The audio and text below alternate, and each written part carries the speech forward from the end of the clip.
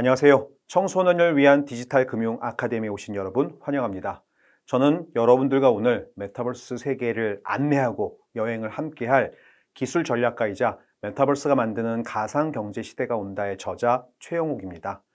오늘 여러분들과 나눌 이야기는요, 이 메타버스라고 하는 것이 가져올 어마어마한 미래, 그리고 그것들이 여러분들께 들릴 수 있는 또 기회, 그리고 그 기회를 만들어낼 수 있는 여러분들만의 상상력이 어떻게 펼쳐질 수 있는지에 대한 부분을 함께 여행을 떠나보도록 하겠습니다. 왜 메타버스인가? 많은 사람들이 메타버스를 얘기하고 있습니다. 아마 여러분들도 학교에서 또는 언론에서 또는 유튜브에서 많은 메타버스라는 이야기들을 듣고 그동안 지내왔었을 텐데요. 메타버스는 여러분들이 사실 너무 좋아하는 게임과 같은 세상이에요. 레디 플레이어 원 같은 영화에서 보시면 가상현실 고글을 끼고 여러분들이 상상하는 그런 세계 안에 들어가서 정말 놀라울 정도로 신나고 즐거운 모험을 하는 것들을 볼 수가 있을 텐데요. 이렇게 메타버스라고 하는 것은 뭐 여러 가지 영화를 통해서 또는 여러 유튜브의 영상이나 여러 미래의 여러 가지 시나리오를 통해서 여러분들에게는 굉장히 큰 상상력이라고 하는 부분을 가져오는 중요한 동인이 아닌가라는 생각이 들고요. 이렇게 많은 영화들이 여러분들에게 보여지고 또 넷플릭스라든가 유튜브를 통해서 수많은 SF 영화를 보시면서 이제 이 상상력이 사실은 특별하지 않고 진짜 여러분들이 언젠가는 한번 우리가 마주하게 될 미래가 아닐까라는 생각을 하게 만들고 있습니다. 더욱이 코로나라고 하는 이 팬데믹 현상 때문에 많은 부분들이 우리 비대면으로 바뀌었죠. 그리고 이렇게 비대면화된 라이프 스타일 속에서 메타버스라고 하는 현상은 굉장히 빠르게 발전하고 있습니다. 많은 것들이 급진적이고요. 융합적으로 일어나고 있고요. 기술뿐만이 아니라 사회의 수많은 변화들을 지금 수반하고 있는 것이 바로 이 메타버스가 아닌가라는 생각을 합니다. 여러분들이 좋아하는 게임 중에 하나가 바로 마인크래프트입니다. 여기 지금 이 게임을 즐기는 친구들도 계실 텐데요. 이 마인크래프트라고 하는 게임이 이런 메타버스 세계에서 가장 대표적인 버추얼 월드, 가상세계 게임 중에 하나인데요. 여러분들이 저 안에 저렇게 블록 형태의 아바타로 접속해서 블록으로 정말 큰 세상, 원하는 세상들을 만들어내고 그 안에서 또 게임도 할 수 있는 세상인데요.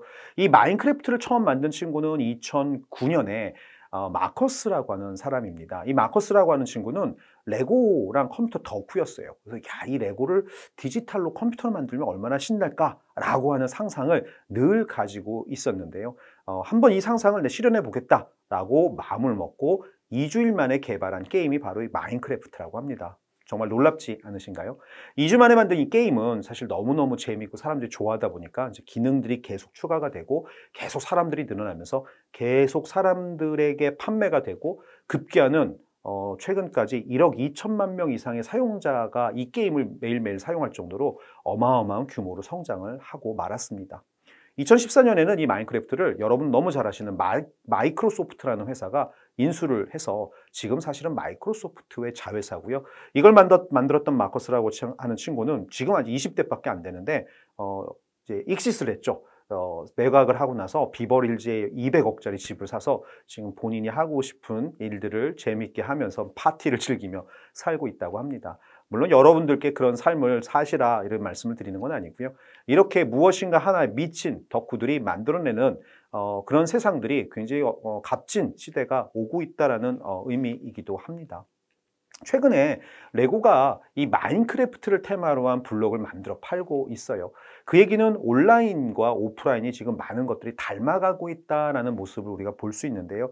결국은 우리 현실 세계에 존재하는 레고 때문에 영감을 받아서 디지털 안에 레고의 세상이 만들어지고 그것이 마인크래프트죠.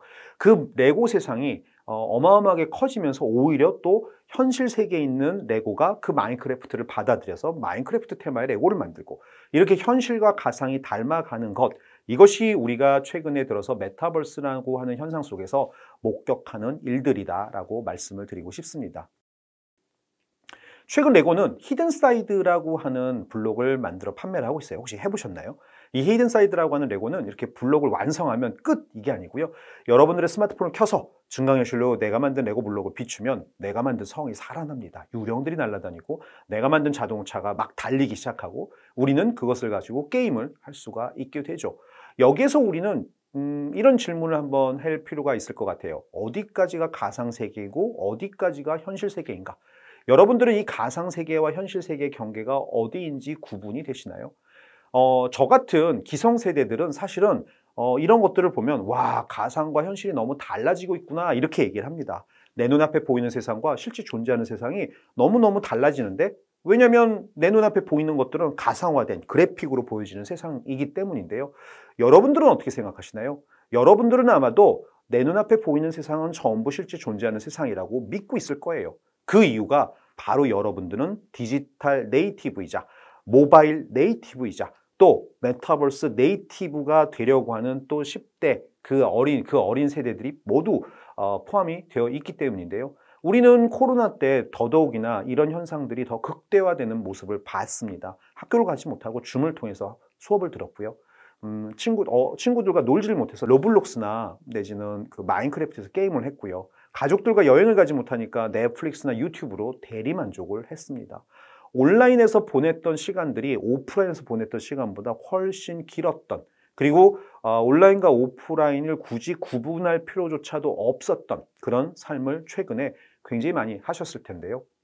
그래서 우리는 이렇게 메타버스라고 불리는 세상이 점차 오고 있을 때 그 세상의 주인공은 바로 여러분들이다라고 얘기를 합니다. 여러분들이 진짜 메타버스 세대인 거죠. 저희들 같은 기성세대는 제페토나 마인크래프트 같은 것들, 로블록스 잘 안 합니다. 해도 재미가 없고요. 그 안에 들어가도 친구가 없어요. 그런데 여러분들은 정말 그 안에서 많은 것들을 즐기고 많은 시간을 보내죠. 그 이유가 바로 이 메타버스라고 하는 것들은 여러분들이 중심이 돼서 앞으로 어마어마하게 성장할 세상이기 때문이에요. 많은 분들이 그런 얘기를 합니다. 야, 이 메타버스 옛날에도 있었고 유행처럼 있다가 사라졌는데 지금 이렇게 메타버스 또 유행처럼 없어지는 거 아니냐? 이거 잠깐 사라지는 유행이고 뭐 마케팅 용어야, 이런 얘기들을 하는 어른들도 많습니다. 여러분들은 어떻게 생각하시나요? 저는 이 메타버스라고 하는 단어에 대한 인기는 당연히 식을 거라 생각합니다. 그럼에도 불구하고 여러분들이 살아야 되는 미래에는 이 메타버스가 만드는 어마어마한 가능성만큼은 절대 사그러지지 않을 거예요. 그 이유를 설명을 드리자면요. 첫 번째 이유가 전 세계 인구의 60%가 이미 인터넷과 연결이 되어 있고 그중 92.8%가 스마트폰을 중심으로 인터넷과 늘 연결이 되어 있기 때문입니다. 여러분들은 100% 인터넷과 연결이 되어 계시죠. 왜냐하면 여러분들은 모바일 네이티브이니까. 이것이 왜 중요하냐? 메타버스의 첫 번째 조건이요, 인터넷과 연결되어 만들어진 세상이기 때문입니다. 메타버스는 인터넷이 없다면 존재하지 않아요. 현존하는 모든 메타버스는 인터넷과 연결되어 만들어져 있고 여러분들은 이 메타버스를 접속하기 위해서 인터넷을 통해서 접속을 합니다. 그런데 전 세계 인구의 과반 이상이 지금 인터넷과 늘 연결이 되어 있다. 그 얘기는 어떤 계기만 주어진다면 여러분들은 언제라도 바로 메타버스 시민이 될 수 있는 환경이 조성이 되어 있다는 거죠. 이게 바로 첫 번째 조건이라면, 두 번째 조건은요, 컴퓨터 성능이 지금 어마어마하게 발전하고 있습니다. 여러분들 컴퓨터 지금 쓰고 다 있으시죠? 집에도 있고 학교에서도 쓰시고 아마 여러분들이 또 손에 들고 다니시는 스마트폰도 사실은 엄청난 컴퓨터입니다. 이 컴퓨터 성능을 우리가 좌우하는 것들을 우리가 CPU나 메모리 뭐 이런 것들로 얘기를 하는데요. 그 안에 또 GPU라는 게 있습니다. 그래픽 프로세싱 유닛이라고 해서 그래픽 카드에 들어가는 칩이에요. 여러분들이 게임을 할 때 고사양의 게임, 뭐 원신이라든가 뭐 롤 같은 거 하려면 뭐가 필요하죠? 네, 빵빵한 게이밍 컴퓨터가 필요하죠. 그 빵빵하다는 게이밍 컴퓨터에는 뭐가 들어있냐면 빵빵한 GPU가 들어있는 저 그래픽 카드가 들어있습니다. 여러분들 좋아하시는 뭐 30, 80, 뭐 2060 이런 그래픽 카드 뭐 몇십만 원씩 하고 몇백만 원씩 하잖아요. 그게 들어가야 제대로 된 게임을 할 수 있고 뭐 포토샵, 그다음에 영상 이런 거 하려면 그래픽 카드가 좋지 않으면 너무너무 버벅대고 오래 걸립니다. 이렇게 우리 눈앞에 화면에 표현되는 모든 그래픽 요소들은 이 그래픽 카드의 도움을 받는데요. 이 그래픽 카드의 가장 중요한 부품이 바로 이 GPU입니다. 근데 이 GPU가 그래픽 카드에 사용되던 시대가 사실은 오랫동안 있었는데 2010년 이후에 이 그래픽 카드가 다른 곳에 활용이 되기 시작을 해요. 그 첫 번째가 바로 비트코인 열풍과 함께 불어닥친 블록체인 트렌드입니다. 비트코인, 뭐 크립토커런시, 암호화폐 이런 단어 많이 들어보셨죠? 2009년에 비트코인이 탄생했는데요. 한국에는 2014년, 15년, 16년에 열풍이 붑니다. 그때 함께 논의가 되었던 많이 얘기를 들었던 단어가 아마 채굴, 마이닝 이런 단어일 텐데요. 이 채굴이라고 하는 것이 금광에서 뭐 금을 캐는 느낌이지만 사실은 이 블록체인이나 비트코인에서는 컴퓨터로 블록체인 알고리즘을 처리하는 과정을 채굴이라고 부릅니다. 그 처리를 완성을 해서 분산원장을 쫙 업데이트를 해주면 그것에 대한 보상으로 비트코인이 나오는 거죠. 그래서 우리가 채굴처럼 보인다, 마이닝, 채굴 이렇게 얘기를 하는데요. 여기서 컴퓨터가 이 블록체인 알고리즘을 처리하기 위해서 가장 중요하게 필요로 했던 것이 바로 GPU입니다. 결국 전 세계의 채굴 업체들이 당시에 뭐를 했냐면요. 그래픽 카드를 전부 매점매석해서 컴퓨터 한 대에다가 막 8대, 10대씩 박아가지고 채굴장에다 수백 대 컴퓨터를 설치합니다. 그리고 전기를 어마어마하게 공급하면서 채굴장을 돌려서 비트코인을 얻는 그런 일들을 해왔는데요. 이 GPU가 없었다면 불가능했을 일이라는 거죠. 덕분에 엄청난 돈이 GPU로 들어왔고 이 GPU를 만드는 회사가 전 세계에 2개밖에 없어요. AMD라는 회사와 엔비디아라는 회사입니다.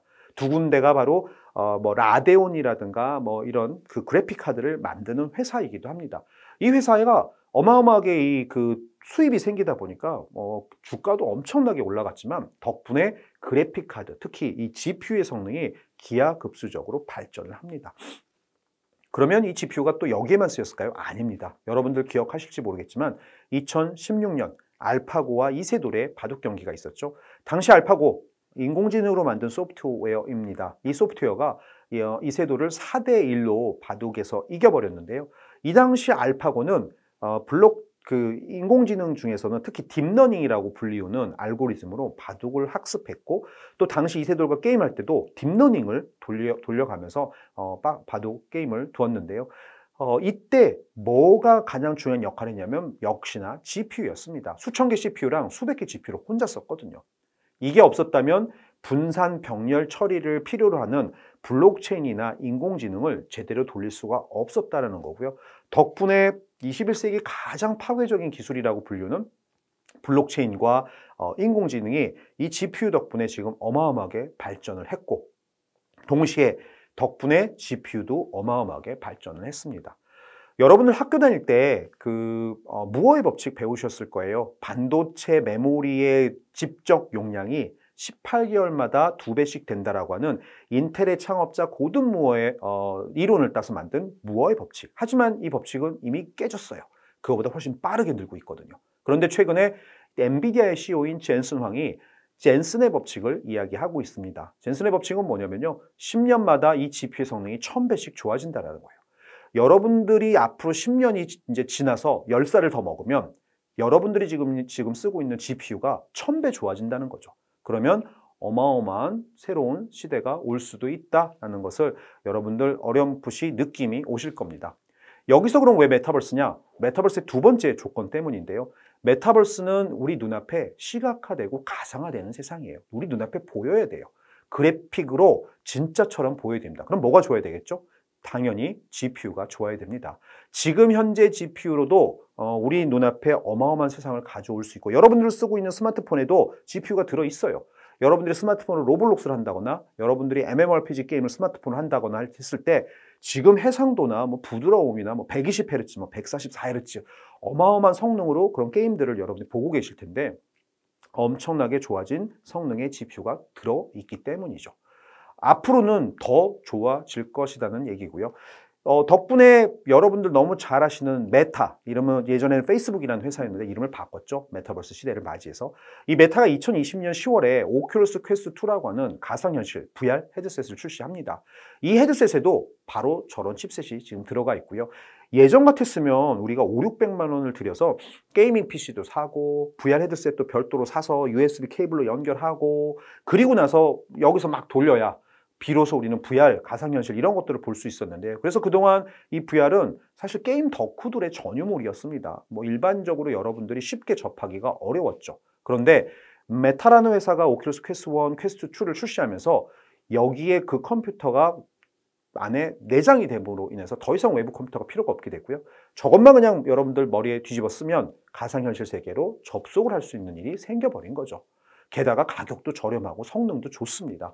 덕분에 오큘러스, 메타가 만든 오큘러스 퀘스트 2는 1년 1개월 만에 1000만 대를 넘게 판매를 합니다. 어마어마한 숫자죠. 1000만 대라는 숫자는 그 안에 엄청나게 많은 게임들, 컨텐츠들, 그리고 애플리케이션들이 만들어질 수 있는 매직 넘버이기 때문에요. 앞으로 여러분들은 이렇게 오큘러스 VR 위에서 돌아가는 많은 게임들을 만나시게 될 겁니다. 이미 우리 손에는 아이패드, 스마트폰 같은 또는 노트북, 맥북 같은 엄청난 성능의 컴퓨터들이 있어서요. 이 컴퓨터를 통해서 로블록스에도 접속하고 있고 제페토에도 접속하고 있고 또 마인크래프트에도 접속하고 있습니다.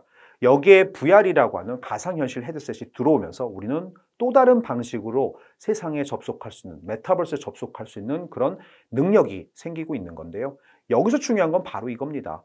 세 번째 메타버스의 조건이 바로 이런 디바이스를 통해서 접속한다라는 것입니다. 우리에게 또 하나의 디바이스가 주어진다는 것, 그 얘기는 우리가 메타버스를 접속할 수 있는 또 다른 방법이 생긴다는 것이고요.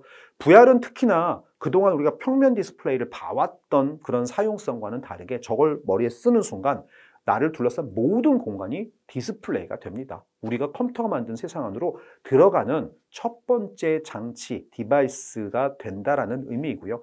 이렇게 여러분들에게 대중화되고 있는 이런 수많은 디바이스들 덕에 지금 불고 있는 메타버스 열풍, 저는 일시적으로 멈추거나 사라지지 않을 거라고 믿고 있습니다.